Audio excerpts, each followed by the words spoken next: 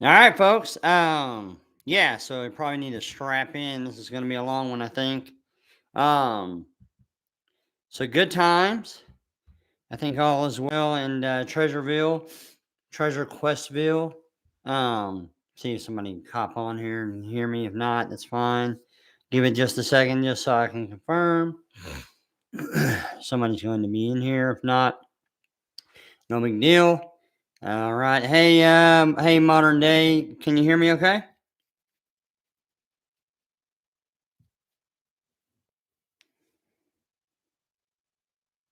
All right. Cool. All right, cool. Sounds like the audio is okay. So yeah, so we are currently on episode 10 of the question and answers. I'm going to redo one. Well, I'm just going to trim it out. I mean, um, and then um, yeah, so everything will be available live for everybody on the YouTube. So it's kind of worked out like what I said before. Originally I was going to do like every 3 months and then 1 month, and then somehow I talked myself into doing every week.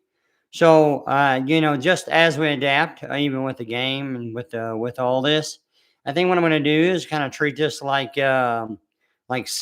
seasons, if you will. So here we'll have 10 episodes of this season. um, Say hi. There's Miss Carter there, PH Picker, Mr. Mark, Mike, Nemo, Carr, Tarell's there. All right, cool. Sup. Miss Thunder's there. All right, cool. Great. Um, yeah. So we're gonna try to treat this like seasons. I think that that's probably a good way to digest this. It's kind of a pretty happy median. So like I'll go and I'm not gonna do these weekend updates until after Treasure Con. I'm sure I'll do I mean I know I'll be involved, on Discord and other formats.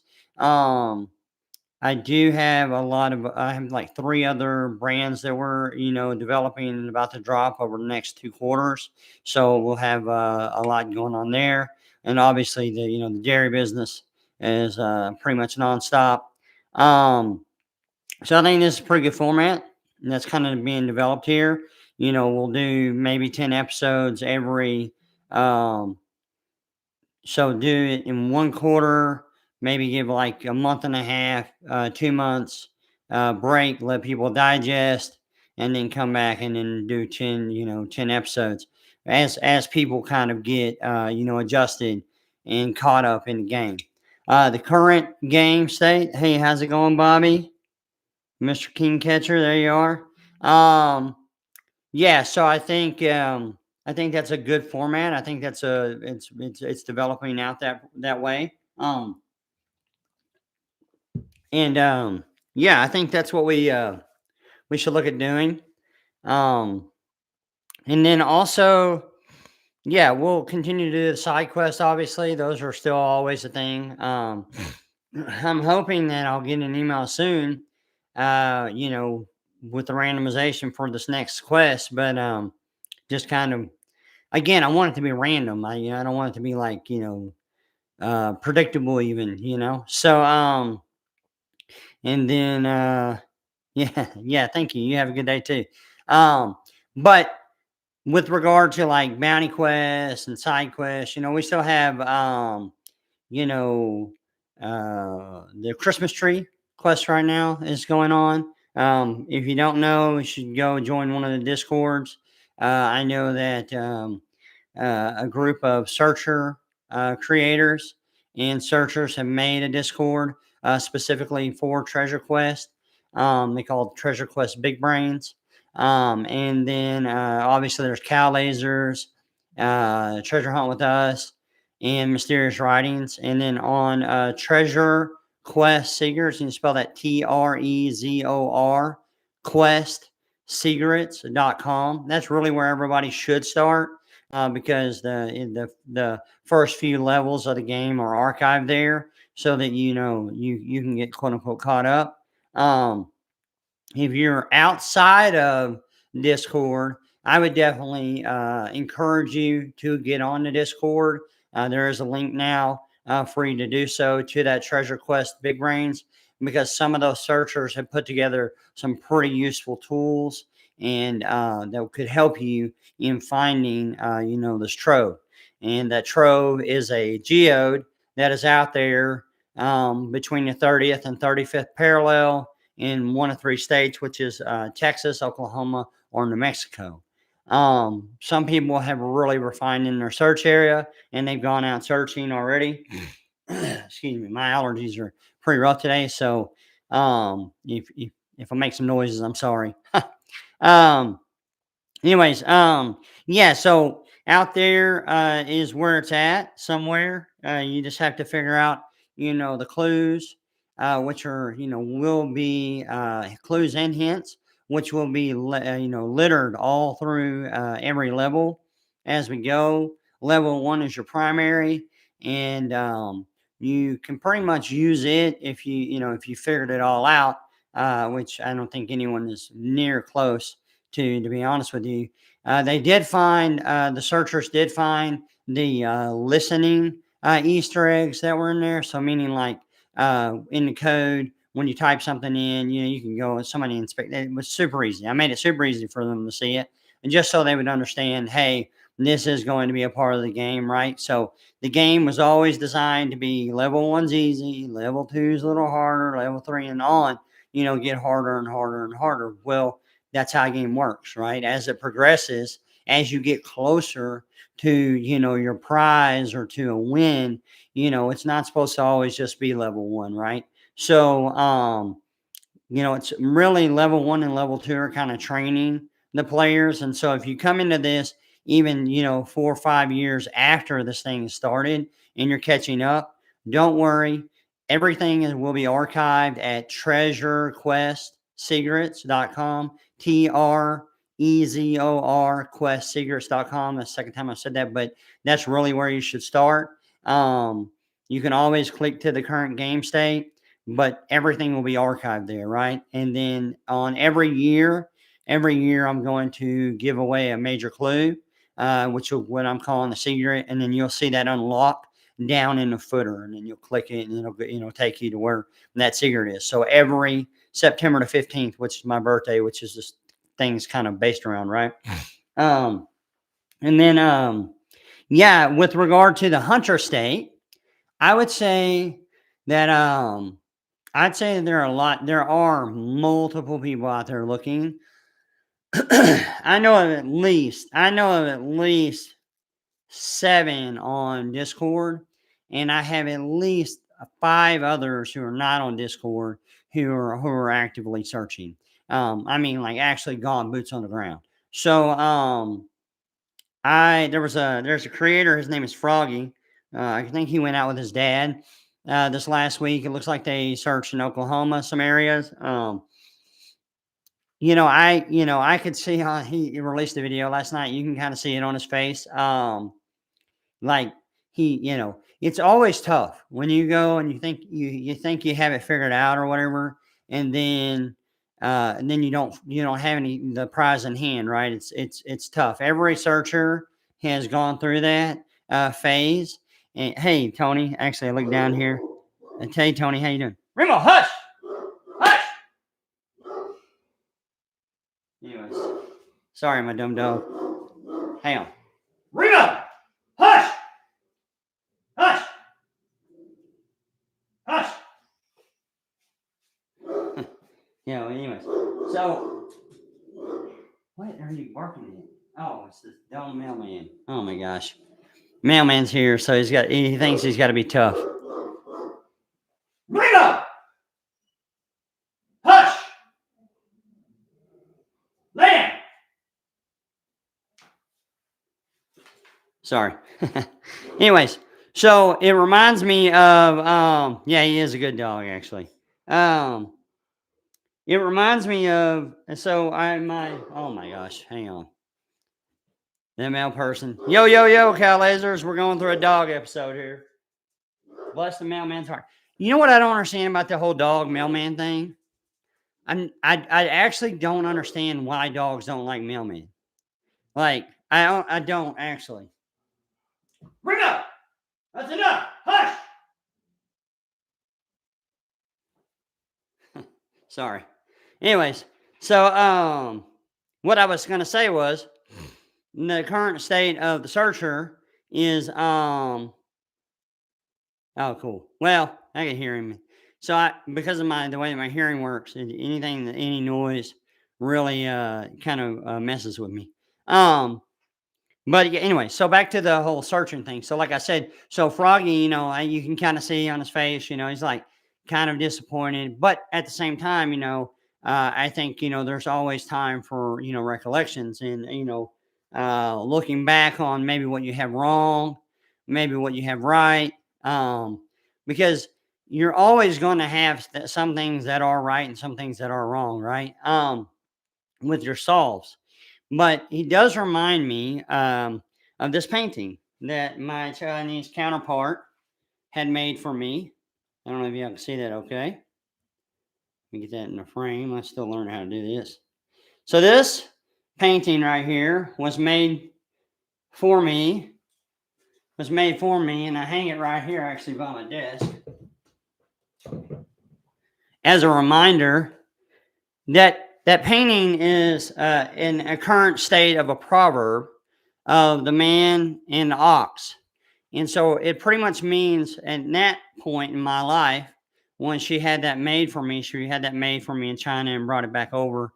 Um, was is the man is being dragged by the ox, okay? And so that means that like his emotions and all these things are really what are driving him versus him learning that really the emotions and the things that are represented in the ox, can be combined with balance and logic, and then in the end, the man ends up riding the ox, and there, symbolically, that's the mind learning how to balance emotion and logic.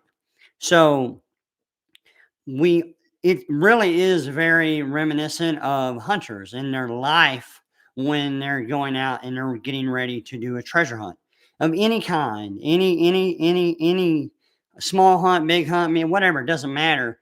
When you think you have a solve, you do go through those processes, right? And some people are immediately like, oh yeah, I got to figure it out, da, da, da, and they get out there and they instinctually um don't have their mind all the way right for to balance that emotion with the logic. So that proverb is very reminiscent of what I think about treasure hunters a lot of times, and I've been there. So but that time in my life when she had that made for me, I was 30. I think I was 32. I was 32 years old. Yeah, I was 32 once she had that painted for me. And I would say that's about right. I would say that point in my life, I was very, real charged, emotionally driven, gung ho, like, let's step out there, let's fail. Let's just fail just to fail. Um, Look, it's okay to fail as long as you fail forward, that's a pretty important lesson to learn. But so I would encourage anybody that's out there looking for the trove, don't give up. Look, we're gonna have this ebb and flow of people who are interested, not interested, then get reinterested, then uninterested, and reinterested. It's just a huge cycle. I've already seen it a dozen times. Hey, what up, Captain Kid? Um, and then please stop. And then of course there's Mark. Sneaky, what's going on, bro? Then we got the cow lasers in the house. Um, but yeah, so don't it wasn't supposed to be easy. It's not supposed to be easy. I think a lot of people kind of had this idea that they could just listen to what I say and not actually go work and try to figure some things out. Now listen, that doesn't mean that you have to be a gamer or whatever else. Most of the things that you're going to have to figure out are actually ciphers and learning how to break down what you see, not only what you hear, but what you also see. And then really take into consideration you know, my input with where I am. Again, I took pieces of myself and I'm giving them away to people. And again, much in a way like Forrest did, when he put those things in his box and set it out there. And, um, you know, I think in the end, I think the game state is perfect. I understand that some people will go in love, out of love, in love, whatever. It doesn't matter to me. I think that it's okay. Um, none of us have to be, sold on a hunt all the way. How's it going, Mel? None of us have to be sold on a hunt all the way, all the time. Um, what I hope is that as this has come along, there will be more hunt creators who make more hunts kind of like this, a little more unique, a little different than just book and poem problems. Okay. Some people love that, and that's totally cool. And I think that there will be a core group of people, just like the forest had, that end up loving this hunt. And again, lots of side quests to be had, lots of bounties to be had. I think that pretty much kind of wraps up the current state. Again, if you're watching this years into the future, this is November of 2025, and we are going to be heading into TreasureCon, which is in January of 2026. I'll be taking a break from the Q and A's. We'll call this season one, and then we'll pick up season two right after TreasureCon ends, and then yeah, Lorraine, you're very welcome. Lorraine says, thank you for supporting treasure hunts. Chad, absolutely. So it isn't just my hunt that I'm trying to really, talk about and go through. Obviously, that's why people are interested. But it's also, I really want to encourage people to be in the treasure hunt community. Now, speaking of bounties and speaking of quests, sometimes when I'm in the chat or I'm online, I may actually, drop some bounty quests for people to get to know me better. Or maybe there's a tool you might need, you might not know that you need, like the Bliss album. Again, sorry about my allergies. But last night we were in chat on Cal Laser's Discord, and I dropped a couple of bounties. Actually, it ended up being three. I dropped a picture of me and a really good friend of mine up on top of a mountain, and the person who could, figure out where that mountain was MDP. I think it was Modern Day Prospector. He properly named it Crotchet Mountain there in New Hampshire. And then I posted five different plays and music events that I'd been to in the last couple of years, and that are my favorites. And we've gone to more than that, but um, Carter Violin ended up getting all five right with regard to um, where they were and what venue they were in. But Smedley Butler got what they were first, so they each also got a bounty. So yeah, so I'll do things like that as we go, just again to encourage people to be involved in the community. And that was like again last night was on Cal's Discord. We had a really good chat for like about an hour, and then we were chatting with the pitchers and stuff, trying to figure out who's going to win. Appreciate everybody. Oh yeah, there's Smedley. Appreciate everybody being involved with that. So without further ado, we will get into this. Looks like a pretty good list of questions. And so yeah, if you have to go, that's cool. Totally fine. You can this all again all be available, going forward. Can everybody still hear me okay? That's live in the quest or the chat. That looks like a heart. Okay, cool. Oh yeah, and also I want to drop just a couple of things real quick. So Modern Day Prospector has a YouTube channel. Thank you guys, Dirt. All right, cool. Thanks. What's up, Dirt? Dukes, what's up, bud? Mel, hey, Lauren. Yep. Okay, cool. Modern Day Prospector has a YouTube channel as well. So if anybody is in here or is a part of the hunt community, wants to go follow some more, they may already be the people that are in here right now. But again, this is for posterity purposes. because people will end up coming back and coming back to a number one, visit it for the first time, and then b come back to see if they missed something. So I will hop into these questions. Let me get to the top of the list. Again, thank you to Cake Vending Machine for helping me along the way. And there's Mickey. It's hard for me to say. Yeah, you're welcome, MDP. And then do I like Thousand Foot Crutch? Yeah, bro. Dude, I actually did one of their very first big shows when Phenomenon dropped. I'm sorry, sidebar, the guy got me here. We did it was with Pillar, Thousand Foot Crutch, another band called Falling Up. And yeah, so I did their tour through Dallas, Oklahoma City, and Tyler back in the day. Yeah, for sure. Yeah, for sure. Absolutely. Okay, so I'm gonna get these questions or else we'll never be done. All right. Chernobyl. Yeah. Anyways, churn. That's a really hard word. Chur, chlorophyll. Sorry, chlorophyll. He asked, where did Chad Bird learn ciphers? Any recommendations, books or ciphers? Favorite types of ciphers? Well, I've been learning ciphers for a while. Um, and the thing of it is it isn't that I get a book of ciphers. There was a manuscript that I've just kind of been obsessed with for a long time. Um, um, it's called the Voynich manuscript. And then anybody that doesn't know about that um, is it is a manuscript it comes out of the 15th century, 14th century, somewhere around there, and it has yet to be decoded. And so, just always playing around with it, trying to figure out, hey, what could it be? Could it be this? Could it be that? I've learned along that progress. No cryptologist, not that I think that I could break it.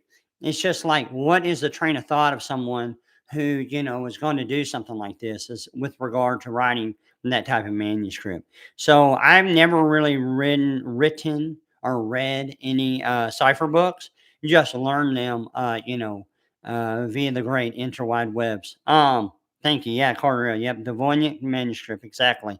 Um, it's a really, really cool thing, and it will definitely challenge your mind because no one has yet to figure it out. I know there's a couple guys who say they have, but I don't think the evidence is all the way there to prove that. So we'll see. But yeah, so I would say in the end, um, I believe what they call them is substitution ciphers. Um, I would say it's probably my favorite. Like I think that's probably close to what I would call my favorite. Carter violin. What is the most that's which now realize that's not just a type of cipher, it's like a category of ciphers. Um, what is the most complicated cipher you've ever solved or observed? Yeah, I think I just answered it. Again, the Voynich manuscript is really it's a book full of ciphers that no one has figured out yet. Um, what is the most complicated puzzle in general that you've ever solved or observed? Um, biggest puzzle. Hmm.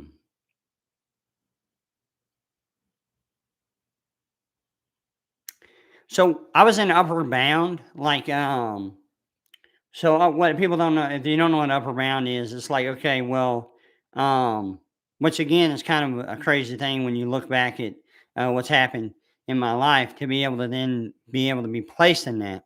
So upper bound is a program that they have for man, my nose is running.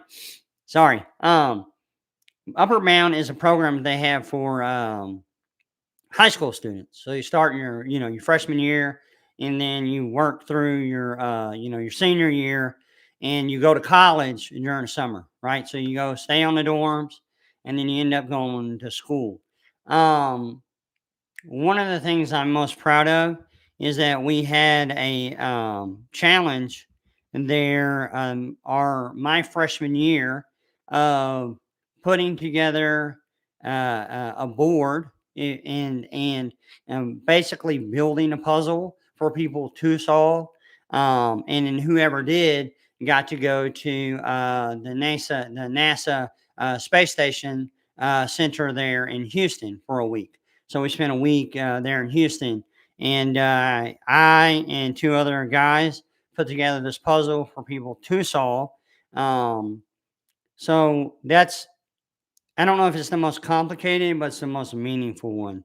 As far as like, true puzzles, uh, I mean, I have 100 different types of games on my phone that I play, from Scrabble to, I mean, Wordle, better said, to block games and, board games. I like those kind of things. And I would say that honestly, when you're designing something from scratch on the earth, that in itself is probably one of the greatest puzzles in the world to figure out, right? Because you have to logistically make what needs to happen. And the earth isn't always as forgiving as people would think, especially when you're building a large facility. She says, what are some games, if any, you played or designed in the past where colors were a part of the gameplay? Well, I just mentioned it. So we did that puzzle. And it was actually, it ended up, you had to take these lenses, and three of the lenses had images on them, but you had to figure out how to stack them in order to get the image right. Okay, so again, that's ninth grade me. I probably have done other things. You just get caught up with life too. But design in the past with colors, yeah. So that's actually probably one of the better ones. Carter L. What are the primary colors? Red, green, blue, or red, yellow, blue? So when I talk about primaries, I'm actually referencing not necessarily what our eyes have cones and rods in them, and they see those cones and rods. They actually see the inverse, basically, of color, almost. I'm not maybe saying it right, but in the end. Because our light spectrum is with red, green, blue, um, the things that we'll see that are projected in movies and other that form of art almost, because I think when it blends, it can make white. Um, it it is what helps us see light. But when I refer to primary colors, I'm talking about red, yellow, blue. So, excuse me. So the colors on an actual paint wheel. Okay. Um, that was from Cartar L. NIM 777. In level 1, you pay homage to certain games such as Super Mario Brothers, Rygar, and Contra. Is there anything important about these particular games that pertain to the hunt? Absolutely. Absolutely. Yes. No one has yet figured that out either. So we'll see if they figure it out. I almost daily give the clue to what it is. A gnarled oak. Did you play any of the Castlevania games as a kid? If so, which one was your favorite one? Are there any elements of Castlevania reflected in parts of your hunt? I did play Castlevania, not a lot, not a franchise I played as much as I probably should have, but um, it definitely was a fun game. And no, there are no elements of Castlevania reflected in the hunt currently. Please talk. Please tap. Please tap. Excuse me. You said that there are water bodies nearby the geode. I think I heard you say water is to the left and to the right. If so, is it on a rocky peninsula? No, it's not on a rocky peninsula.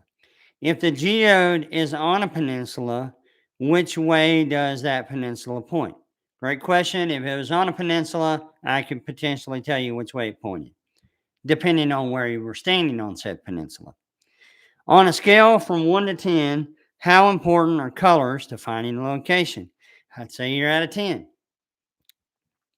Mike Hall. Is your dog Remo named after someone in particular? It actually is. The very first, okay, so my dad bailed on us when I was 6. All right. Me and my mom and my sister. All right. Now he has gone on to whatever space he left this earth in. He did OD when he was 67. He was a pipeliner. Pretty incredible guy, actually. Did a lot of cool things. Obviously, it's my biological dad. I'm always going to care about him and love him and, hope that he's resting in peace. Because he was a guy who didn't really, yeah, he was just like, he was a pipeliner. I don't know. Like, if you've ever been around those type guys, they and they like fast cars, fast women, and lots of drugs, man. And that, that might not be the case in this culture, but it definitely was the culture of the guys from the 60s and 70s, and 80s, and even into the 90s. But he was a hell of a welder, and they did set a Guinness World Book of Record for laying the most pipe. Yeah, 30, I think it was 33 days in a row. And they laid over a mile of pipe infraction free. So, meaning that they ran the hog through and there was no cracks, breaks, yada, yada, yada. And I think they did that in 1976. I think is when they did that through Mississippi and Alabama. So it's like a little stretch of pipeline right there. And then, yeah, so he bells and we, we're kind of there together. Me, my mom, and my sister there for a little while. And when I was 8, I got my first real dog. So the firefighters, the voluntary firefighters that were in that community that we lived in Brookston, gave me a dog. It was a Labrador Retriever. Um, I think most people know now that labs are trained for like diabetics and other things like that. The mindset for me was, hey, this kid is outside. He needs sort of a companion and protector because he can't hear crap.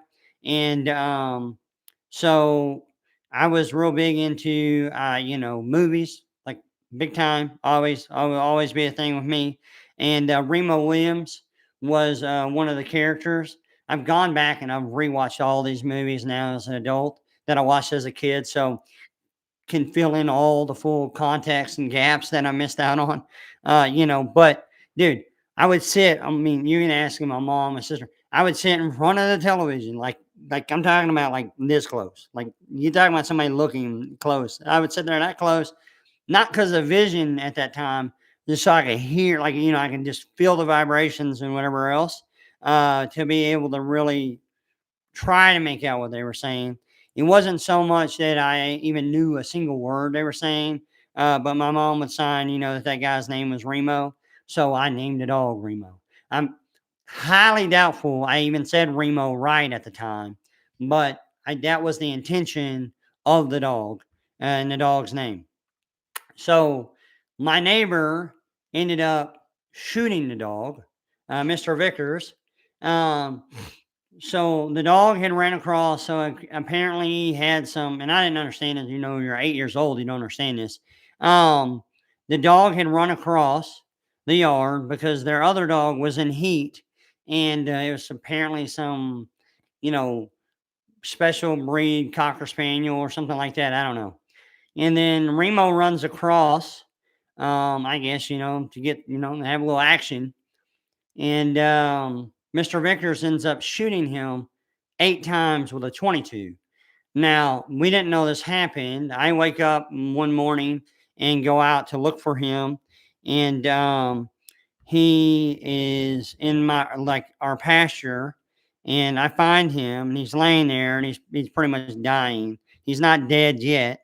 The guy didn't even have enough courtesy to at least, come on and, let him put him out of his misery, you know what I mean, within, a good time period.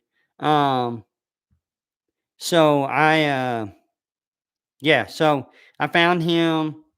I found him, just basically dying right there. And so I never had another dog that I would say was my dog up until probably like, I don't know, 10 years ago. So then I renamed this dog Remo by, out of my love for that first one. Okay. So it definitely comes from Remo Williams, and it's the second Remo I've had in my life. My call continues to ask hypothetical question. In the future, your son and daughter in law announce that they're expecting a baby boy and have narrowed the possible names down to just two and express they would like you to decide which would you prefer in their top choices, Clark or Carson. Out of your choices, Clark for sure. I think Carson's just way overused at this point. Um, but I'm already going to call it Carl, no matter what. Carl is going to be his name. It's an ongoing inside joke in my family. Uh, so, but they can name their child whatever they want. I mean, I make sure that's clear. But I'm going to call it Carl. Even if it's a girl, I'm calling her Carl. Because you can bet your bottom dollar if I got sight, that little girl's going to know how to throw a baseball, a softball, a football, play some bat. She's gonna have an active papa, or he. But yeah, so that's what I would do there, Mike. My call. I would pick Clark out of your two options. Mark in San Diego. Um, the extra wide photo behind you there. Where was that taken? So he's referring to this photo, and that photo is Morro Bay. And my wife took that photo, I think in 1990, 99, maybe 2000. And she then had it put together. I've loved it from the second that I put eyes on it. I love, obviously, the ocean. I love fishing. And it's just a beautiful picture. And for her to even put that together in, like, the late 90s, early 2000s is pretty incredible. He continues to ask the Four Seasons image. This is an odd looking root system for a tree. Is there more to this than meets the eye? I would say yeah, because it's going to give you a good idea of where the four seasons are that you're looking for. I think that's a fair thing. Sort of a clue that nobody's really gotten. Hint, better said, it's more of a hint. I said clue, but it's more of a hint that no one's really gotten yet. So great question, Mark. And again, that question was the Four Seasons image, and he's referring to the static image that was on. I'm trying to remember which page I put that. Treasurer's Key, probably. I'm pretty sure it was on Treasurer's Key. That you could do the keyboard listening to pop up a static image. And again, if you're just joining this hunt, I will reiterate to you all static image Easter eggs are clues. Okay. So if you ever get a static image from an Easter egg, meaning you find it somehow, typing it in, find whatever, it's a clue. Okay. Continues. The drone shot looking down at a circular landmark with a star at the center from the Red River Valley Veterans Memorial Museum, which is a way cool place. Is the Ring of Honors the row of ends? No. Is the geode a him, her, or neither? I'd say neither. Sometimes I'll say him, sometimes I'll say her, in the sense of um, like, because it's really more of a day. I mean, when we're living in the world of pronouns now, um, is the area code 214 significant?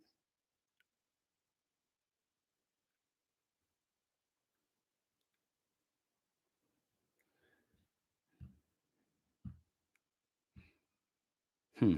Hang on.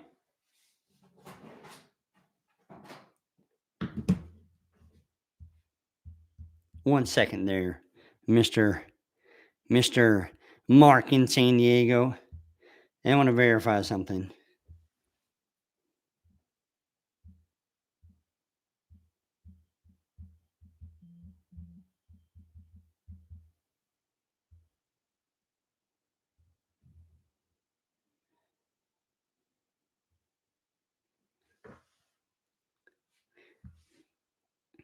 He continues to ask, if I walk up to the geode from where I park my smart car and stop 6 feet away, will I be able to see at least 40% of the surface of said geode, or is it obscured? 6 feet away, you're not going to be able to see any of it. Where you can, uh, you know, uh, uh, you know, dismount a smart car. Um,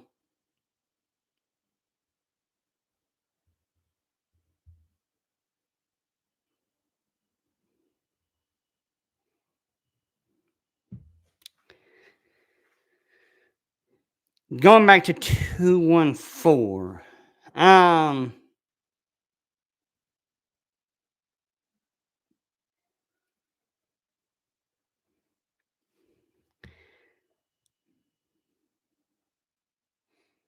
I'd say that I once had a 214 number. Um, I wouldn't say that the geode is in a 214 number area code. I think that's maybe what he was asking. And so yeah, so if you walk 6 feet away from a smart car, would the geode or be obscured? Again, 6 feet away, you wouldn't see it at all. And he also asked, is the level 2.4 password longer or shorter than 30 characters? I'm not going to answer that just yet. I'm going to let that still soak for a little while because um, what he's talking about is the current game state on Trezor.quest, and that's Trezor.quest. Um, the current game state, we're at 2.4, level 2.4. Level 2 will be broken up into multiple segments until we get to level 3 and to 2026, if we make it that far. Um,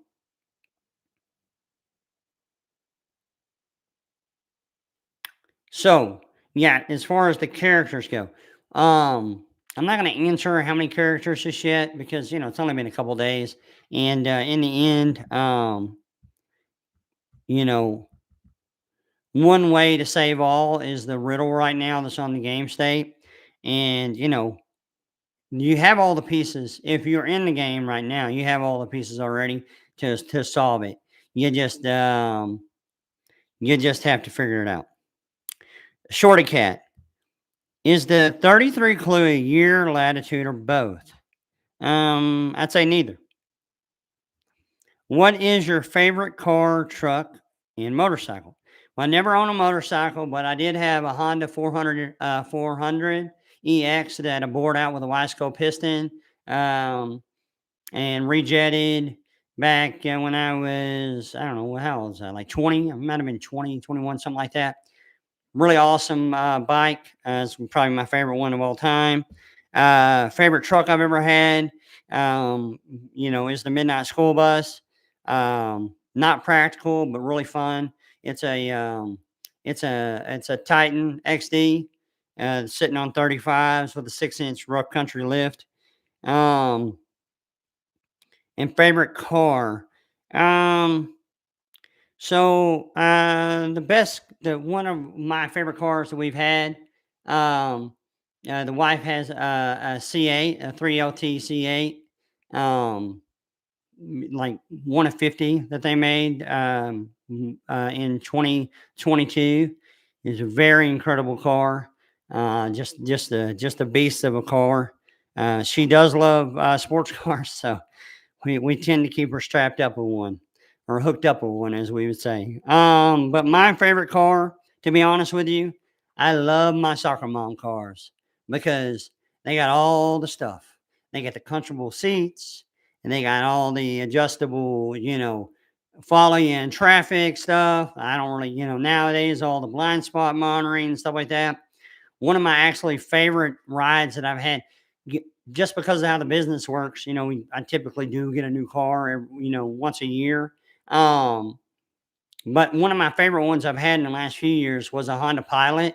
It was the 2022 Honda Pilot. Man, that was like just marvelous. But I mean, I've had an XT6, currently in a new Hyundai Tucson Midnight. It's okay. Can't wait. I actually can't wait for next year to get around so I can get out of this one. I'm not really. I don't think I'll buy a Honda again. Just trying to give them all a shot. I think I'm gonna go back to a Honda. Actually, probably get another Honda Pilot. Um, yeah. So I definitely love my soccer mom cars because again, they have all the things that are on there. So again, I'm more into practical things for myself, and then having a flashy car or whatever. Like I said, we do keep the wife always hooked up with a nice car, and yeah, or nice cars. Um, so cool. Mark in San Diego. Yep, yep, yep, yep, yep. Okay, Shorty Cat. Yep, got that one. Justin, is the word V.I.N.S in rows of VINs an abbreviation? No. When asking locals within 25 miles of the geolocation what you may be referring to as row of ends, possibly getting me a better idea of what row of ends are, or not unless we know another name for them. Maybe. I mean, you know, anytime, Justin, you ask people, their input on things, you're always going to get a different perspective, right? Um, going back to Froggy's video, I'll let him know and his dad know. First off, kudos for getting out there, boots on the ground. I think it's really cool. I can understand the frustration of not finding it because I've been there dozens of times. I literally spent 7 weeks this year in Yellowstone looking for Mr. Posey's trove and making mistakes all over the place. Finally, on the last trip, I felt like I was doing my absolute best. Um, yeah, yeah, Mike, I answered that in last video. Mike Thomas is asking, where did you first learn to play hide and seek? So I answered that actually in episode 9, Mike, if you want to go back and watch that. In the end, I do know that look of frustration because it's like, oh man, because you go and you're so confident, I'm going to be able to find it. But in the end, I left there this year spending 7 weeks in West Yellowstone, you know, empty handed. And that's okay. That's just a part of it. Like, I don't I don't know I don't even know what I'm looking for. You know what I mean? We don't even know what the container is with regard to that hunt. So but I do think it's important to get people's input, obviously, other people's input, perspective, because again, you start layering those. Go back to that puzzle that I talked about we did in Upper Bound where we took, you know, we we did anyways, I could go in forever on it. But basically the images within the colors and you put them together to make the right image come forward, right? Um so that's a part of what you have to do here. You have to get input, with yourself and from others. And that's one thing I was hoping would happen is that the community would kind of build around this, and that a community would build around this. And I'm so glad that they did because it's going to make it easier for hunters that come along in the future, along with people who are currently hunting. And as the game progresses, we're going to have people move on to the board that are extremely smart, that have skills that other people don't have, like Carter L. Like that guy, is very sophisticated with his regard to may need to read the question. Yeah. Um, but my point is that you guys are shaping the game. So what Justin's asking is, would asking locals within 25 miles of the geolocation what you may be referring to as rows of ends possibly get me a better idea of what rows of ends are, or not unless we know another name for them. Again, you could ask, see what they come up with.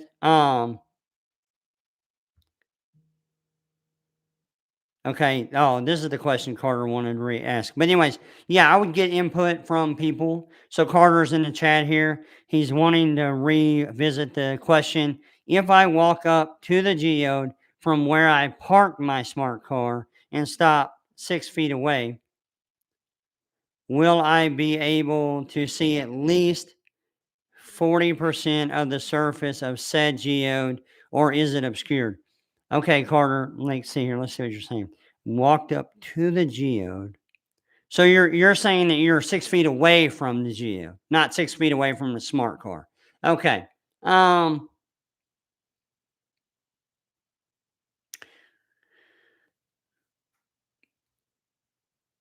I would tell you it will depend on which direction you're coming from. Yeah, that's fair. Definitely fair. Um, yes, very fair. Um, but yeah, so Justin, always ask. The more you ask, the more you learn, right? He continues to ask, for the area of the geode, what was your inspiration for the spot you hit the geode? So I've answered this a few times, and I'll say it again though. You it's in a place that's representative of what I think are positive things that happened in my life for sure. Feng Shui, I think maybe Feng Shui. If the Geo could talk, what would it say? He would say, "Hurry up and come find me." Billie Jean. And do the blue letters that are capitalized remain capitalized when they are used in the anagram? That's for you to figure out, Billie Jean. Is the airport that is within 13 miles currently in operation? If so, how many different airlines would fly out of it? Not going to answer the number of airlines that would fly out of it, but it is in operation. Johnny Law, if I was driving the final 5 miles to the spot, park my smart car to get out and retrieve the trove, what is the maximum speed I could drive without breaking the law? Ah, that's I think Johnny Law is the law. We got to watch out for him wherever we're going. I think he is the law. So maybe if he ever pulls us over, he can get us off on a ticket. Maybe. Hunter inspired. Um, oh, I see. Yeah, I'll answer that here in a second, modern day. But going back to Johnny's question real quick. Truth is, Johnny, I think 5 miles, within 5 miles of where it's at, you could probably go as fast as 75 and as slow as 25. Yeah, that's true. Now, modern day prospector asks, he was saying, I think that's Justin actually. He was saying that was based on your question for the JCB hunters, LOL, the other night in Cal Laser's Discord chat. The inspiration for why JCB hid the box, I was asking you the same thing, LOL, hoping for something. Yeah, again, the reason why I hit it where I hit it is because um, it's sort of the spot that it is in encapsulates all the positive things that happened in my life. And when you get there, you'll understand the reason. While it's not in a named area per se, the area that it's in, um, you'll be able to check. You'll just be able to look and say, "Hey, all right, check, check, check, check, check, check, check, check, check, check." It'll make so much sense once you find it. Um, so that's why I put it where I put it. Um, cool, Mall. In regards to Cal Laser Super Chat hint Easter egg, you said it was April, May. Did you only drop a clue or hints on one live show, or did you spread the hints out over several hints and clues? Would you happen to know your actual IQ? I don't. I will always fail an IQ quotient, or however they say that. because I can never pass the speech part. There's always a large segment of speech and spelling that are in those things. And I struggle mightily with those even still into adulthood. So it's just going to pretty much make me look dumb, which is fine. They can have their test all they want. Okay, she continues to ask, is there or was there ever a drive in movie theater near the location of the geode, more or less within 10 miles? Um, I would say, yeah. I mean, like, the reality of it is, movie theaters were everywhere, back go to the 60s and 50s. I mean, shoot, they had them all over the place. So, 10 miles, I would say probably. Yeah, for sure. Um,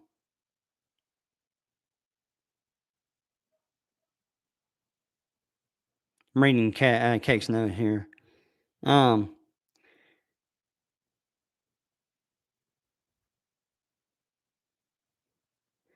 she continues to say something. I'm trying to understand this. Photo and one shot, screenshot, one. It's in the background. Does this represent something that can be seen? Oh, okay. So the question was the static image from level one with sort of the water and trees, the sunrise, and the reflection, along with other items and indoor hints in that photo. Asking, does this represent something that can be seen from the general area of the geode, barring any bush, tree that could block the view depending on the time of year? Does it represent a cardinal direction? Okay. It doesn't represent a cardinal direction per se, but can the geodes see that? So they're trying to reword and figure out if the geode is in the picture or out of the picture. Um, and I'm kind of not really punted that just because we're just so really close. But I think when you look in the picture, you'll start to understand more and more the hints and that are within that clue that make up the clue. Okay. Continues to ask, if there was a legacy tribute like Forrest Finn, what would you like your 30-second clip to be? I don't know, man. Like, I mean, probably, I'm extremely married and it's not in the cave. I think those are the two memes that have kind of come out of this hunt. And Kaka, Mr. Rob Zill started the Kaka or whatever they call it, right?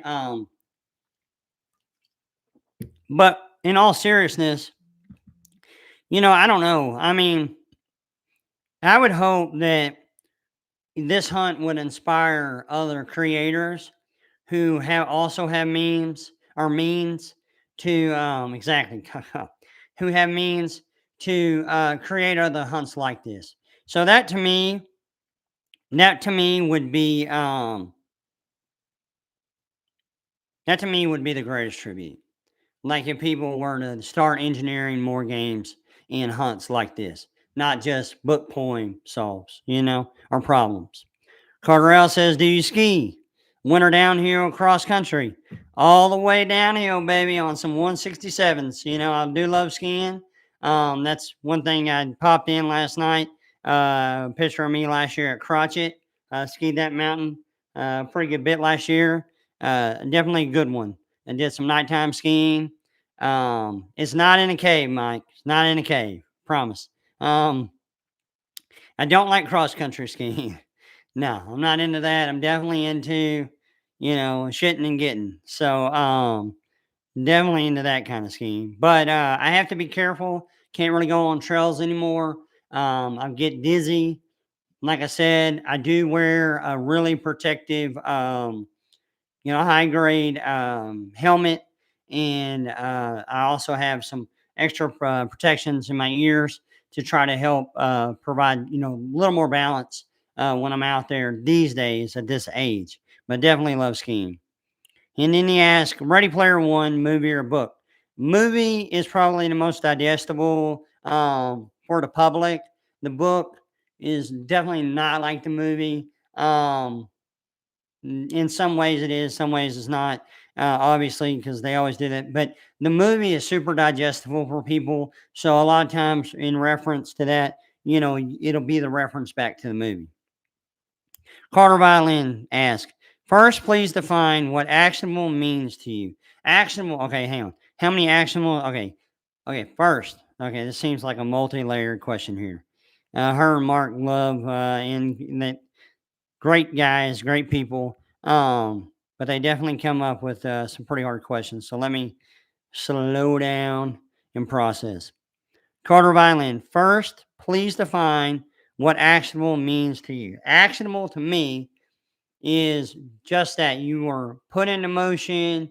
It is a thing like if I was going to put together a model, I would snap the parts away from the frame. I would then take my super glue and glue said parts together. I would then sand. I would then paint. So those are actionable things to me. How many actionable steps are in the location riddle? Um, I'm not going to answer that one just yet. But again, we're way, Forrest didn't answer really the 9. Really, I think there's probably more like 11. I know Justin jumped out and answered his real quick. I think just because, there's um, some of the things are a little ambiguous, but at the same time, they are still steps that you could take to to uh to put together an action. So, you know, that's that's the primary thing you'll have to figure out. Is like, what do the words mean? What are you seeing? You know? And then she goes, "How many actions are in the final riddle?" Um, Again, same thing. So there's currently 2 riddles that are available that have been made public, have been found. One is on 2.1, and the other one is on level one.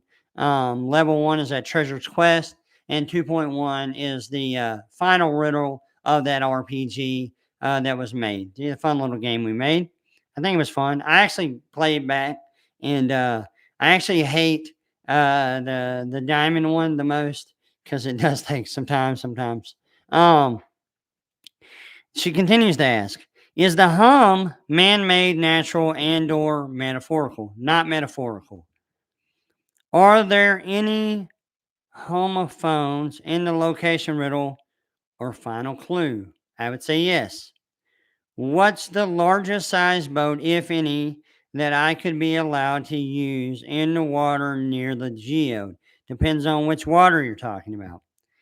You mentioned earlier that the power of 3 gives you a lot of symmetry in your life. Can you please speak more on that? So, um, yeah. So I think when we really look at that prime number, um, it's a fascinating one in that we find a balance in a lot of religions around. So, like Christians, we believe in the Father, the Son, and the Holy Ghost. I'm not a big Trinity guy. I believe that they each have their own purpose, but they are still the quote unquote Godhead. Um, and But yeah, so those you oftentimes find that 3, they say, and there's a reason why they say, good things come in threes, bad, whatever. They all come in threes, right? Um, just because I really believe that's a very powerful number. It's primal. It's within us. It's written in our code. And so when I say symmetry of it, what does it make? I mean, you can make a circle, it can make a triangle, and these things are points in our life that we often will go through, right? So I think a lot of times we can break down our life even. into three primary segments. I just really believe that three is a number that's extremely magical, and it's still not been defined all the way. I don't think. I don't think there are a lot of integers that I don't think that we've actually truly understand, even zero. So like it would be amazing if we could see beyond.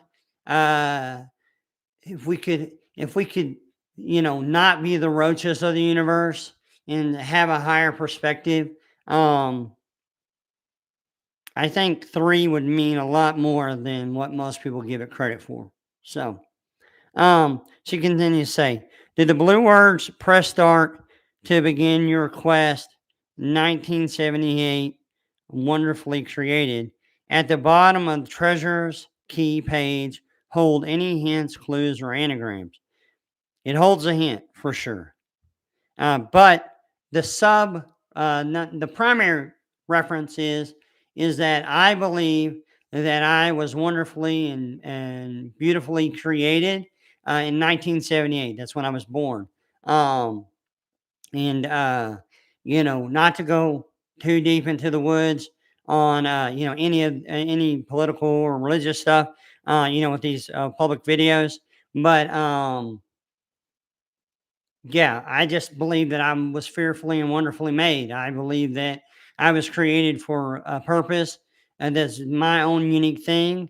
And that path started in 1978. And because that started, then this whole thing started, right? For you guys as hunters and members of the hunt community. So to enjoy and hopefully inspire, and along the way, we create and help create a more powerful, more united treasure hunt community than we've had ever before.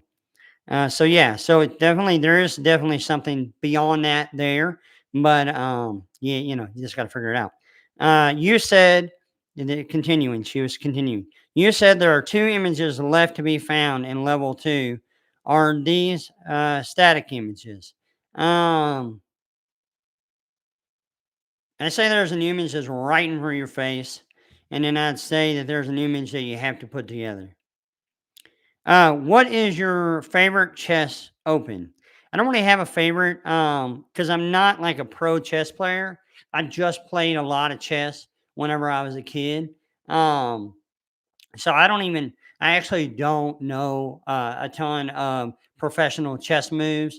I'm not, um, um, what's that guy's name? Oh, the big brain kid. Golly. Man, what was his name?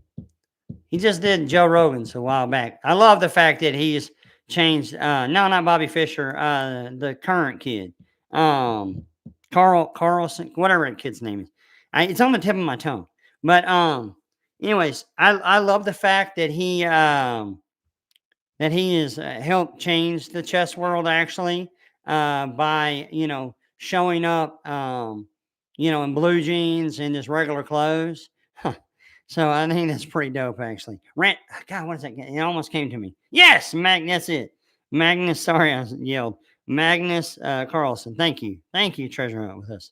Um, is the password discoverable in the content slash code of 2.4? Nope, it's not. Or are some levels worth revisiting? Absolutely should revisit levels. I think Cartar L will point out. Oh, you talking to me, Kate? Where's my smile? I'm sorry. I'm being serious. Yeah, definitely serious. Trying to get through these questions.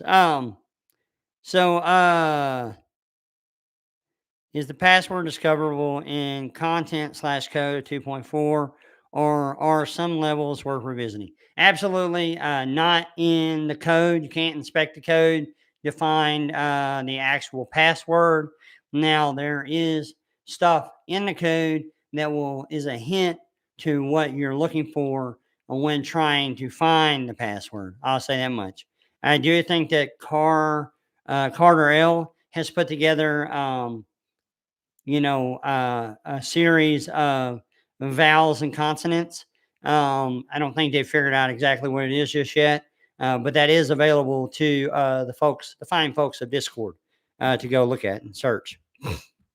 Excuse me. Um, and then she continues. Last question here: has anyone figured out the password yet? No, I don't even think they're close yet. I do know that we've had several brute forces on the site. I'm happy to say that it held up. I love that. Um, which it's fine. I mean, people are gonna look. I literally tell you in level one, you can be team brute force if you want to be. If you break the site and you take it down for everybody, it'll come back up. I mean, it's not like it has a lot of protections on it to try to help, protect from any DDS attacks or anything like that. So, but no, nobody's figured out the password yet. Fallen Star. Do spaces and case matter in password in level 2.4? I'm not going to answer that just yet, Fallen. Just because again, I'm waiting for people. Some time. It's only been a few days, so we'll see what's going on. She continues to say, "Loved your dry food kills cats hat." And she showed me a picture of her kitty cat. And she said, "This is my fluffy princess. Refuses to eat anything but dry food. She just licks the wet stuff. Any recommendations of best dry food or good food paste?" All right. So um, we had to put down our cat. So between us, my wife and I, when we met, she had a cat named Eshik Kitty, which is Turkish for donkey. Okay, and that cat was actually ended up being one of my favorite cats of all time. I'll try to find pictures of me and her laying around. Lots of love that old girl had. She ended up almost being 21 years old, 22 years old before we put her down. And but in that time when Elizabeth and I met, there were these four little black cats that had just been born, and our first Halloween when we were passing out candy and stuff. It was like one of our first, like, I don't know, dates or whatever you call it. Um, really started to get to know these cats, these four cats, and she had named them uh Matasafla. I don't know. She knows bigger words than I know. And then she named one Nolan, which used to be Matasala because she thought it was a girl. And then we ended up naming Nolan. And then we had another one named Braveheart. And then the other one, I can't remember what its name was. Two of them either were because they were living underneath the house, and we were like, because they were wild, they were feral. Um, um, two of them, I either got attacked by like a hawk or an owl, probably, and then two of them survived. Um, and that one was Nolan, and the other one was Braveheart. And so when they got to a certain age, right around 10 weeks old, obviously we were able to finally catch them, and take them to the vet, get them vetted, yada, yada, yada. Elizabeth did at the time. And then, that was what, 12 years ago. Um, so we had Braveheart and we had Nolan. And no, and Braveheart was just like your cat. He really liked the dry food. And of course, dude, our animals, they're so taken care of. Like, and they just are so taken care of. Like, they, they eat better than most humans, right? So we thought. So for years, we fed him high grade dry food because he liked the crunchies, whereas Nolan liked the wet food. Um, and had no idea. We went to the vet. I mean, we vet our animals every year. We move a lot. So then they had to get re-vetted, right? Because you got to get a certification for that city. You know what I'm saying? But not a single vet ever said, "Hey, do you know that dry food harms cats?" Now, with girl kitties, they won't necessarily die from it. They will just always have UTIs and tract infections and have infections within their bladders, and it definitely will slow down their life. Um, and then With boy cats, though, it absolutely kills them because what happens is cats don't have the enzymes in their saliva to break down dry matter. So everything that your cat eats needs to at least be 70% more in moisture because they do not have the enzymes to break down dry matter. And so what will happen is it'll pass through their kidneys and it ends up just forming in their bladders, and they did a sonogram of poor Braveheart's bladder, and we put him down up in New Hampshire. Actually, rest in peace, man. I don't want to cry about it, so I'm trying to like get through this part. But they uh, put the sonogram on his bladder, and I mean, it literally looked like a snow globe. And there's really nothing they can do to cure this. Like it's because that food basically crystallizes, that dry matter crystallizes in their bladders. And with male cats, their urethra goes up and comes down and then it comes through, right? Whereas like a female cat, it's like a straight shot type thing. So yeah, they'll get irritations and infections. But with male cats, it literally blocks their urethra. And and it kills them basically. And he was, he was just right at 12 when he died, and that's because of dry food, 100%. Nolan, like I said, Nolan Kitty, he's always been the outdoor guy. He's always been the hunter. Think about it. The things that they hunt and they eat, right? We're all creatures. We're all made up of, 70% or more, moisture within our cell structure, right? So even if a cat goes out, kills a mouse, that mouse is still 70%, moisture, right? So when we're feeding these cats dry food, you're freaking killing your cat, or you're going to put them, if it's a girl, into a lifetime of not kidney infections, but UTIs. And so that disease that the guys get is called something lower urinary tract disease, something like that. And it's just not curable. You can't cure it. You can go try to have surgery and all these things, but it was not going to cure it because, it is just kind of built up like, we do with our blood vessels, even with cholesterol. Um, so yeah, so we had to put him down, and from that point on, I've just kind of made it my mission to let people know, hey man, don't feed your cat dry food. If your cat is not eating um, wet food, there are things that you could do to get them to have that stimulation, which is like, get them toys that, stimulate that hunt, mechanism within them.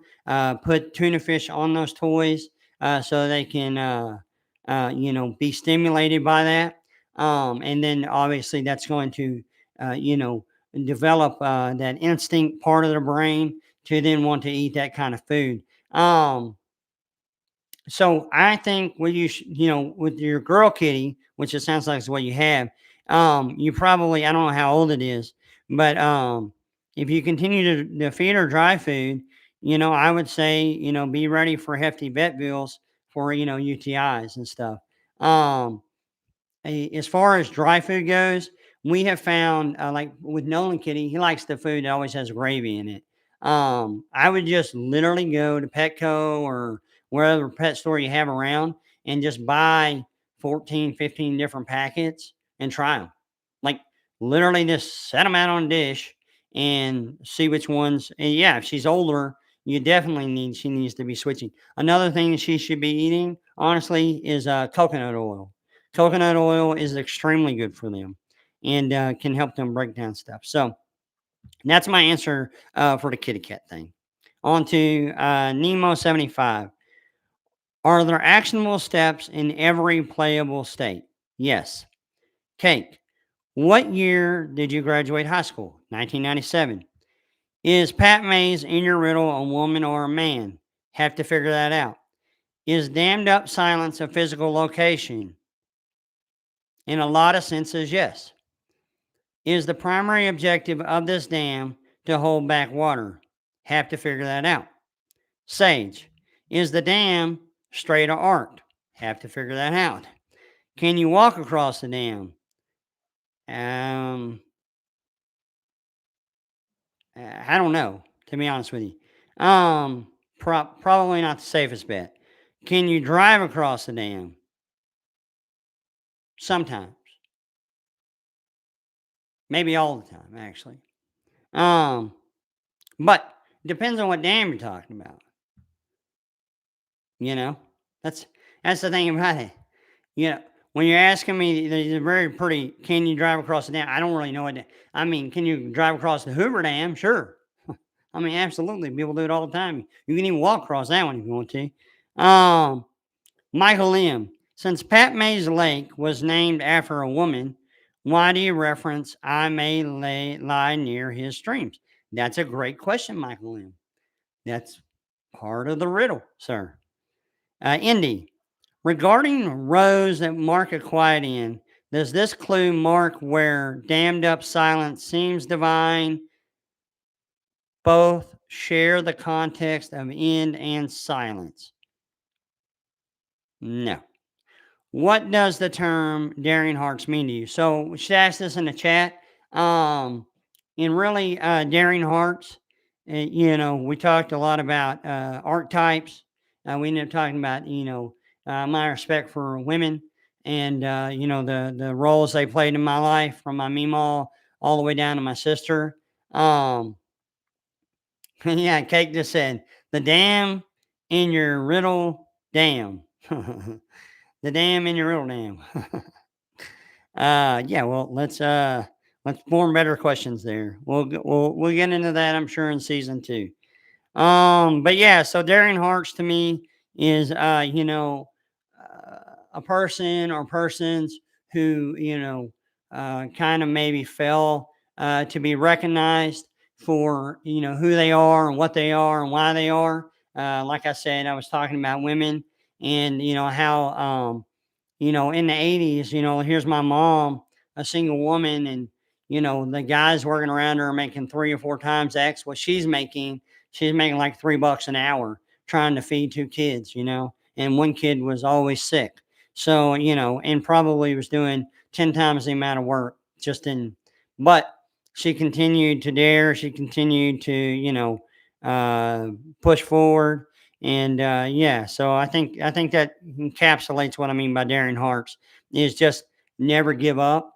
Even when it's hard, you just got to keep plugging on, man. NIM77. Would other people call your rows of ends as well, or is it possible they would call it something else? I dot E dot. Is that a slang term or something you have made up yourself?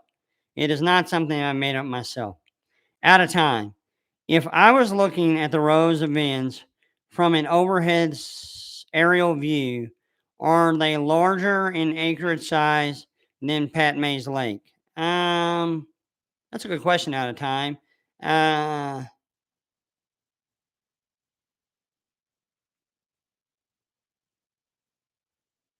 so again, I'll read what his question was. If I was looking at the rows of ends from an overhead aerial view, are they larger in acreage size than Pat May's Lake? I'd say no. The blue words in the location riddle, are they the correct order, top to bottom, as we see them on the page for us to anagram them? You have to figure that out. What you are looking for, though, is what's considered a sub anagram. Level 2.4 password, he continues to ask. Is the password solved found in your list of movies? I don't know. Like, you got to figure that out. Like, right now, I will say again, Carter L has put together a list of consonants and vowels for people to still go decipher what that means. And I think once you figure that out, then you'll have a pretty good hint how to find the password. Okay. Sweet pea. If you rearrange the location riddle to be in a clue order, would you rearrange the final riddle the same way to put it in the clue order? In other words, would the same original line be moved to the same new line for both riddles? I guess what she's asking is do the riddles have consecutive? Would they line up consecutively? In quote unquote, I think she's trying to ask if they were actionable steps, if it's consecutive or not. I would say that both riddles are independent to themselves. While they have similarities, they have differences. And I've already given you a primary. I've already told you the blue words are, meant for an anagram, and I think that's enough to kind of teach you how to play the game, so you can kind of move forward with that. I think.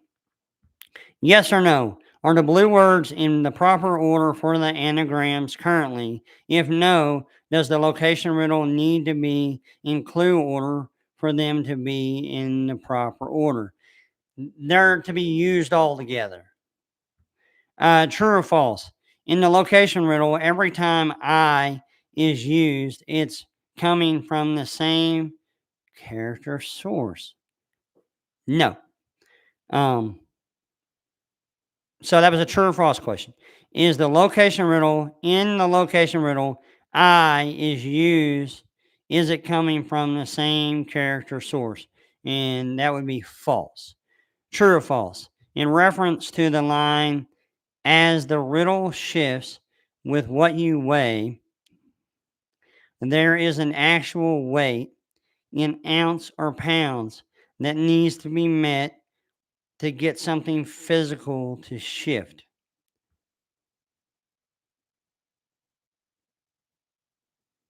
Huh.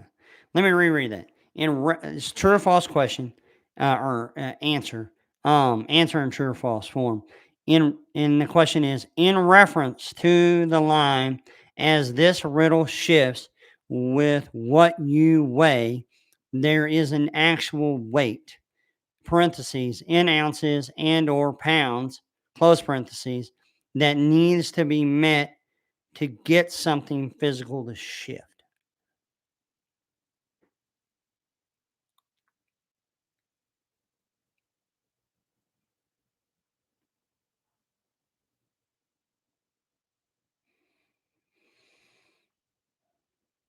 Hmm.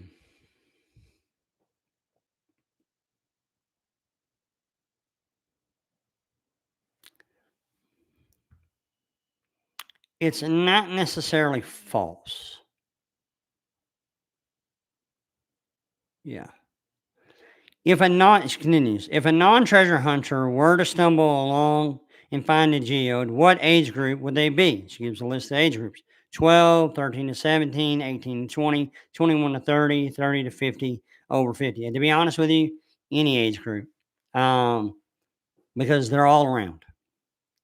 K Pro, what with what you know what has been solved in level one and level two, do searchers have enough solved to be successful boots on the ground to retrieve the geode? I go back to the painting I showed earlier. Um,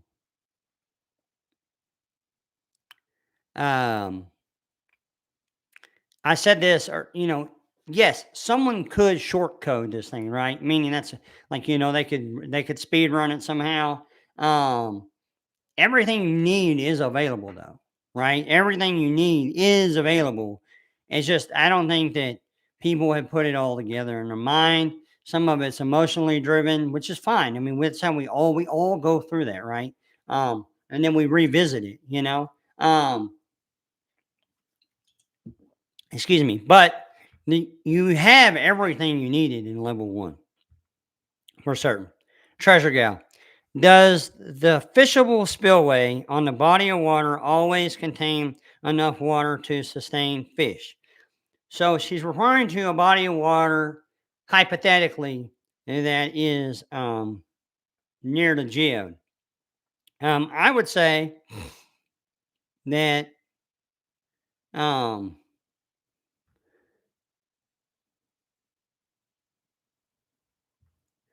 I would say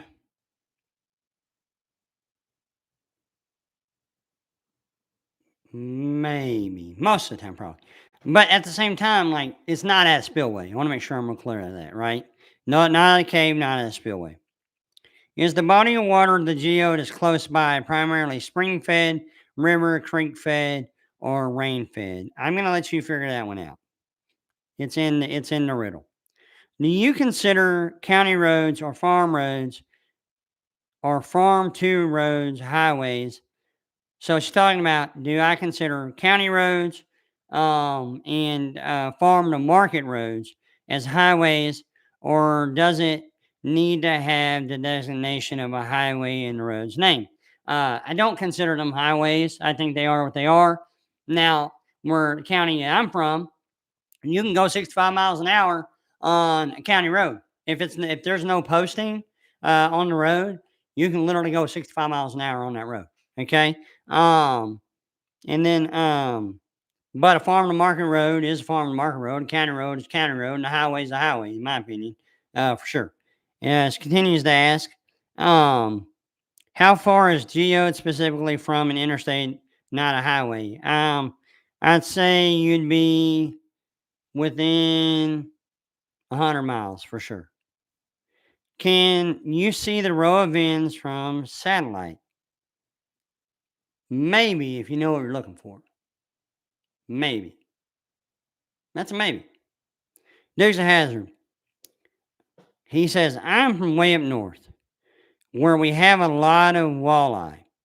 Does the body of water the geode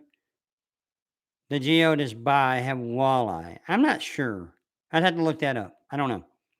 Um, when you say the spillway is fishable, is that high or low side? Um, hmm. Again, it's not at a spillway. Be very clear. Yeah, exactly. Yeah. Not at a spillway. Trying to think like I don't know, to be honest with you. Um, can you tell some characteristics of the body of water that the geode is by that make it almost identical to Pat Mays Lake? Um,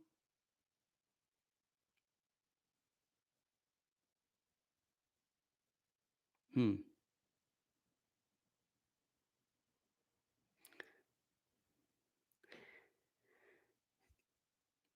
I would say that if you are using Pat Mays Lake as your reference, and with regard to Froggy's question that he asked a couple episodes back, um, and when I said almost identical,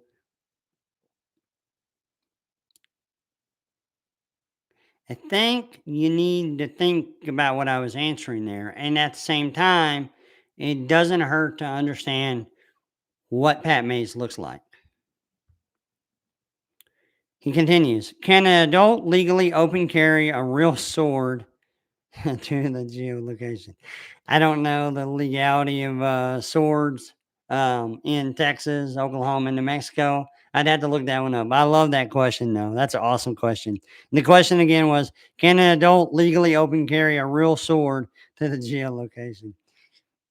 Maybe. I had to say maybe because I'm not certain.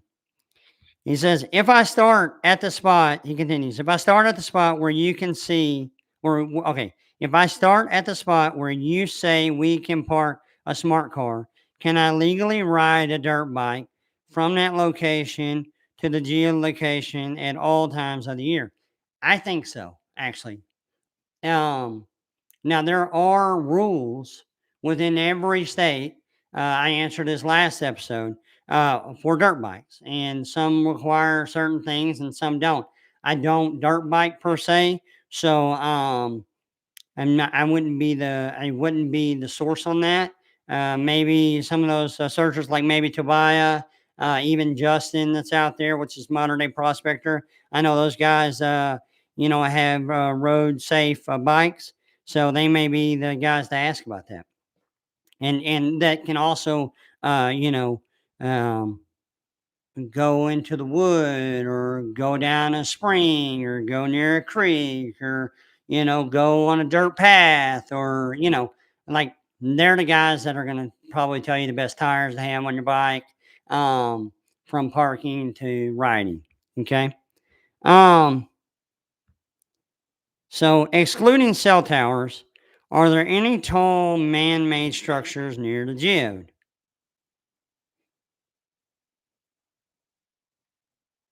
Well, what is your meaning of tall? If you're meaning 300 foot, 400 foot tall, um, and near. So near actually brings me back to something I want to clarify. So someone had asked me in the last video about what I thought near was. Well, I realized like off the cuff, I was talking about maybe it was like a quarter of a mile or whatever like that. I think really in reference, we should probably use a 2 mile on that term, even within the riddle. Near is probably, I think, a 2 mile is more fair and more accurate, and I don't want to be like deceptive or anything. Um, Excluding cell phone towers, are there any tall man-made structures near the geo? I don't really know how tall is for you. But near, uh, definitely nowhere near as tall as a cell phone tower, for sure. Um, Are the trees at the geode mostly con con he's talking about the 2 types of trees that are con con I can't say that word, man. Um, so I'll type in the chat what he's trying to say. Somebody can, pronounce this for me, and then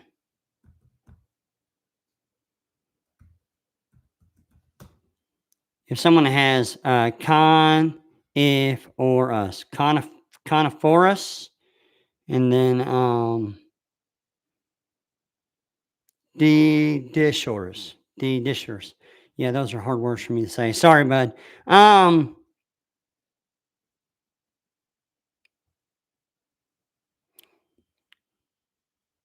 I'll tell you that there's both for sure. I'm pretty sure. If I understand the meaning of those 2 words, I think there's both. What direction was the bicyclist heading that you saw? Were they breaking any rules? Um, I don't know if they were breaking any rules, and I can't really say what heading it was in. Again, it would just kind of give too much. I don't know if they were breaking any rules, but they might have been. The more I thought about it, they might have been for sure. And so, can someone tell me what those 2 types are? I think I know what they mean. So one's saying evergreens. So so I think one is an evergreen tree and like one is like a leaf type tree. Is that what we're talking about? Yeah, leaf and pine. Okay, yeah, cool. Yes, no. All right. I don't know. Yes. Okay, cool. Um, yeah, so I would say that they're both those types of flora, I'm pretty sure. Flora is the word I'm looking for. Um, in the area, for sure. Are the trees at the geode? Now, I didn't say there were trees at the geode, first off. But I want to be clear on that. Because he's asking, are the trees at the geode mostly configures to this? I see what you did there. That's pretty good. It's a pretty good one. But I didn't say that there were trees at it. I'm just referencing the trees that are around in the area. And I think that that's pretty much the case. Oklahoma, Texas, and New Mexico. Um, I mean, shoot, in our front yard here, there's literally, I'm looking at both different types of trees, actually. One's a spire evergreen, and another one looks like some kind of oak tree. But but I never said there were trees at the geode.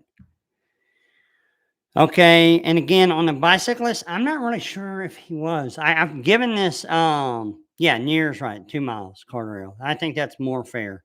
Um, and then what was he breaking any rules? I'm not sure to be honest. Like I need to go back and really look. He may have been actually.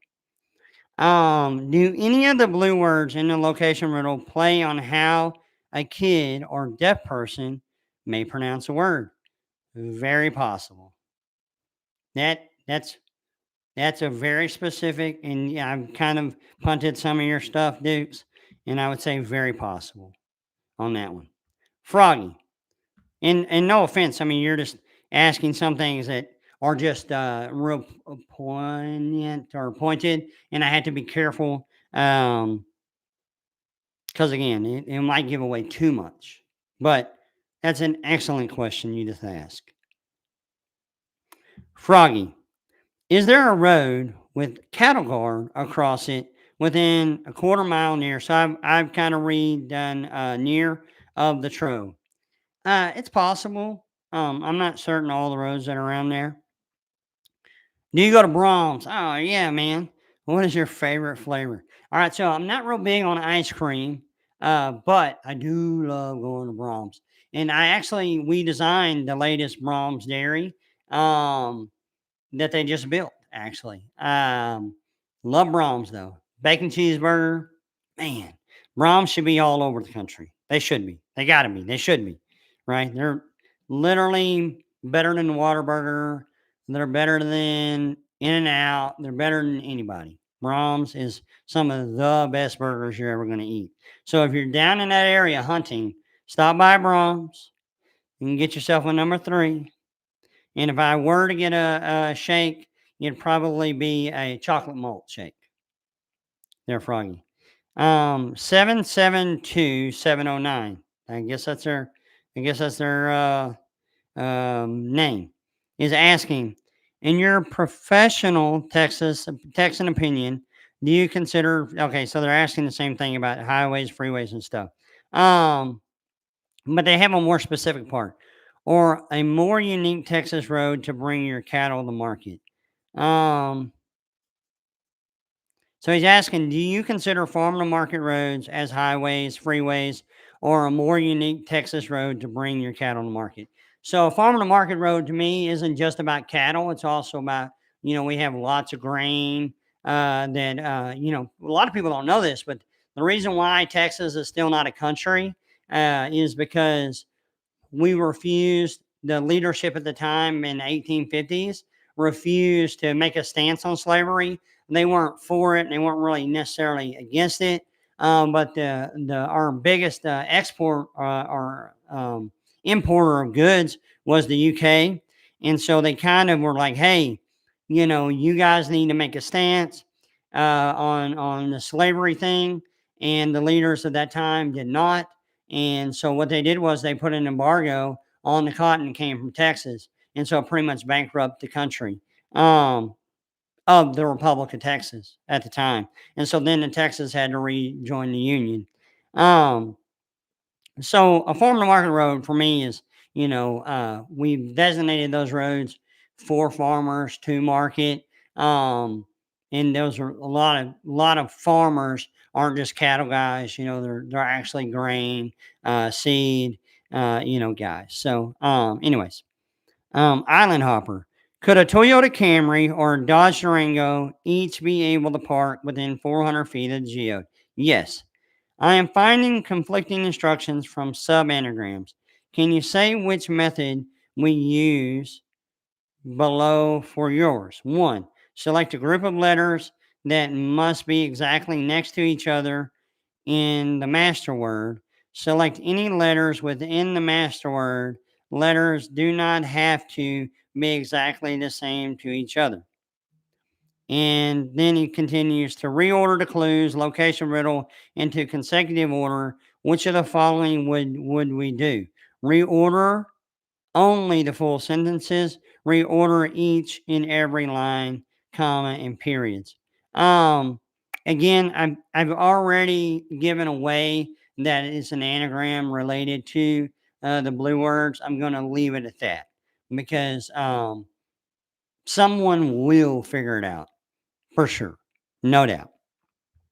Tobias, if the static image is sunrise, would the geode be able would be on the side where the photo was taken or on the other side in the photo of the body of water? So we just kind of covered this. I think not really gonna stand on that right now. He continues to say, if I'm standing at the trove, would I be able to see the large body of water? And I've answered this multiple times. No. Do the vents have anything to do with a solar or wind farm? No. If you were me, what questions would you be asking? That's a great question. So as we go into season 2 here, when we come back from TreasureCon, the thing that you really need to start trying to figure out is what are you seeing? Not just what you're hearing, what are you seeing? Okay? And then here's Cake says random voice chat people. Previously, you had said no one has figured out what VINs are yet. Has anyone started to zero in on what VINs are now? I don't think so. Can you say if the person was male or female? I think they were asked. Um I don't know what they mean by that. I don't remember that. Has anyone zeroed in on what the meaning of friends are yet? No. If you could name a sunflower farm, what would you name it? I think the best name for a sunflower farm would probably be um,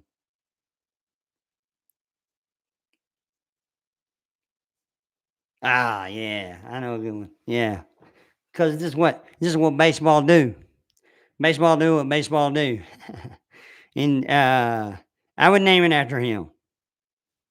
Yeah, so you go look that up. That's a little riddle for you.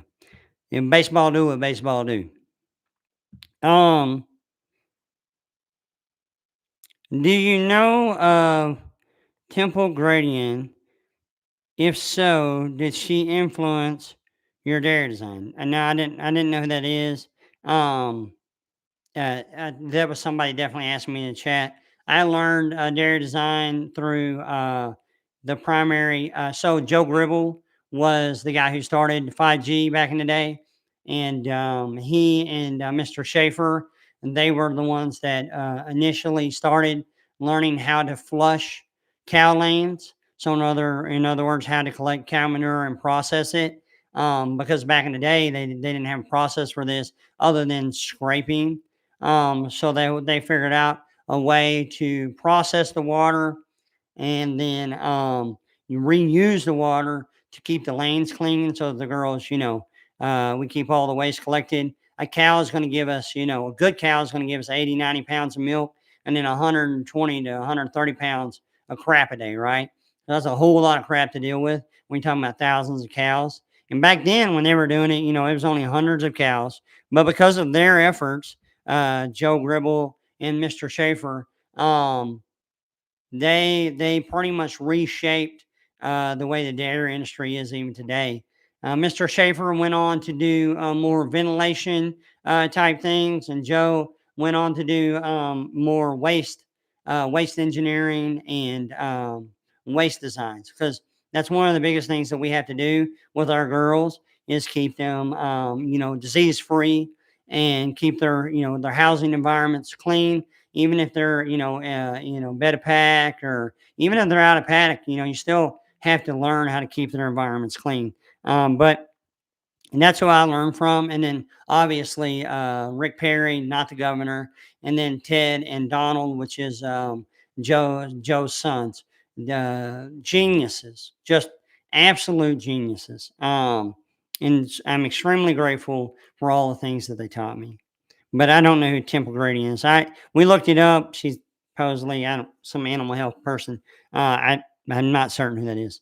Is there a specific day that plays into your hunt that has special meaning? Yeah, my birthday. Because on my birthday is when cigarette hints will be dropped.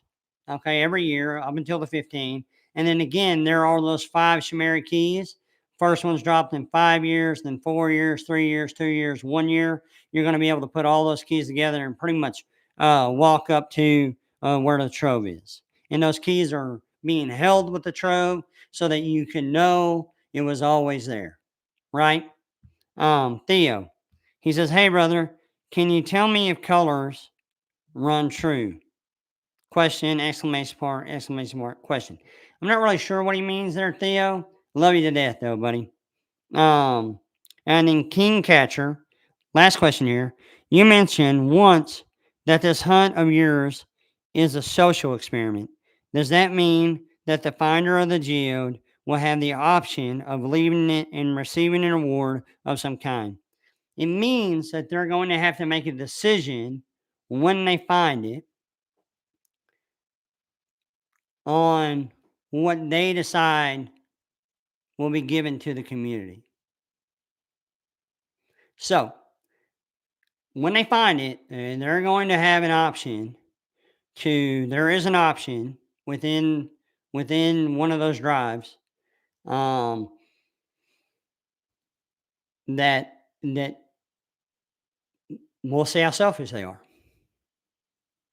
Like, sort of, that's just the truth. I want to see, a part of me wants to see, will they pass it on?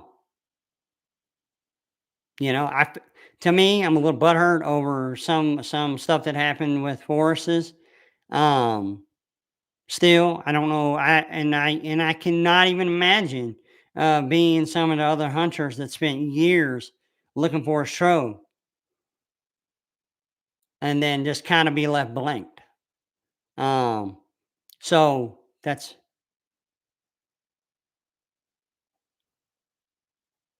a behavior. Yeah, animal behavior. Yeah, animal. Yeah, gotcha. And emotional treatment. Yeah, it's cool. Yeah, I'll look more into that. I will tell you, Feng Shui, that the average cow that lives on a farm that I worked on and designed, she's gonna have a life that's 50 to 100% longer than she would in a pasture, and it's gonna get a whole lot more loving care, and petting, and genuine bonding than almost any other format. But going back to the social experiment, um, there's multiple layers to that within this hunt, and again, I'm not going to tell you what their choice is going to be um because I don't want people to get angry about it per se if they don't choose to. But in the end, they're going to have a choice. And that choice will be theirs. But that'll just kind of let me know.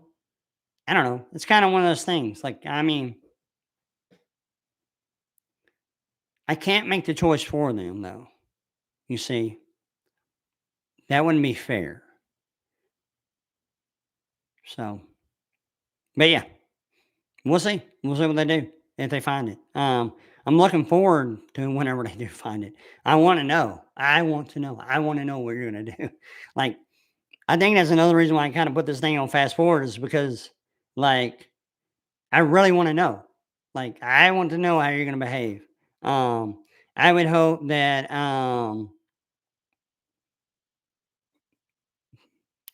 I would hope they would they would understand why I did what I did and choose the right choice. So, um, Carl Cartarel, will you know who finds it? I may not ever know their name. I mean, they have to disclose this. Um, there are instructions for when they do find it, just so I can know, because I'm not going to go back to it. I'm not ever going to go back to it. I did go make sure it was still there. Um, a little bit before the hunt started, just to make sure that it was still, chilling out in the spot. Um, but I'm not going to go back. Like, I think there's too many ways for people to use data to to try to figure out where you go. So just know that if I go anywhere from here and now until Jesus comes back, or I go to be with Jesus, or somebody hasn't found it, does find it, I don't like in the end, I'm not going back to where it's at. I'm just not going to. And then but there's definitely instructions in there for them to reach out. If they don't, well, again, that's on them, but I will definitely know they have it. I will definitely know because if they're going to make the wrong choice, they will they will make an action that I will always know until I can't control it anymore. So, does Jesus know where the trove is? Well, you know what, Cake? I don't really think he's too worried about the trove. I think he's more worried about your soul. Um, but yeah, I think he probably does. And then Carl TL says, how do you check on it then? I went and checked on it right before this all began, within a few months, just to make sure it's there. If when someone finds it, I will definitely know, and I will definitely know what choice they made because, you know, it'll move out of that wallet. You know what I mean? So, but I'm not going to go back to where the location is because I don't want someone to be able to find me to it. You know what I mean? Um, so anyways, well, that's going to wrap up season 1, as I'm going to call it. And then, like I said, we'll start up season 2 of these Q and A's once we get back from TreasureCon. I do think I'm going to try to set up a time with K Pro and Mike. Um, Not necessarily within the con schedule per se, because they already have it kind of lined out. Are you a pinballer? I love pinball. I actually love pinball. Actually, that's a good question. Feng Shui asks, "Are you a pinballer?" Um, uh, Nothing like dropping a quarter in a machine and just trying to, not bump the machine too much, but bump it just enough. Um, But yeah, so I think I'm gonna have some Q&A there. It will be recorded if that happens, so I'll upload it, and then we'll start into season 2 of the Q&As, and then there's a lot to catch up on. You guys have a lot to figure out still. Level 2 will continue to progress. The side quest will continue to be active. I will definitely still be active on Discord, not as much, just so that you guys can continue to grow as a collective and continue to try to figure things out together. I know that I'll still get plenty of DMs and plenty of emails, and I try to be responsive to them. If your DMs and your emails are just like trains of thoughts, I mean, I just let you have those, because they're not direct, and they're not. So I'm treating you like the math teacher would, show me your proof of work type thing. And then, show me your solve. But in the end, um, I hope everybody is safe out there. That's the number one thing. It isn't a safe place. We're going to have a bad winter, um, by all accounts. So we do a thing. We cut open a persimmon down here, and we had what was called a double spoon persimmon, which lets us know that it's going to be a bad winter. So I would, if it's snowing, sleeting, whatever, please keep your ass inside. Okay, it is not. There's no treasure worth risking your life. There's already been one guy I think that might have already passed away on another major hunt within the last few months, um, putting his life, in a position he shouldn't have. And on that same hunt, a couple of guys got themselves stuck out in the middle of the freezing cold for 6 days, and they're very lucky they didn't die. So please use your brain. Use your brain. Do not put yourself in a dangerous spot. It's not in a cave. It's not in a spillway. Now, when you think I'm kidding sometimes about Squatch and Dogman and stuff like that, but I'm not. Okay. I really believe in those things, but you're not going to really ever encounter those things at night. So, I mean, you're only going to encounter those things at night. So, it's not a good idea to search at night anytime, anyways. So again, until next season, I appreciate you guys. I hope we continue to grow this thing. Discord again is Treasure Quest Big Brains, and you can find out. I would start if you're just now seeing this, I would start at treasurequestsecrets.com, Trezor Quest secrets.com, and you can move forward in the game from there, including a direct link to treasure.quest is what this hunt is known as. So until next season, I appreciate you all. I do love a lot of you guys are just come on. You guys are helping to shape the game in a way that I never could have imagined, and I just think it's one of the most excellent things ever. So I hope you have fun. I hope you know that I appreciate you. I hope it is appreciated, and that we continue to keep the good vibes and positivity rolling. Until next season, bye bye. I'm ending the stream. It's always weird. I say bye bye, and then I gotta go down there in the button, and then I gotta say end. Now it's bye.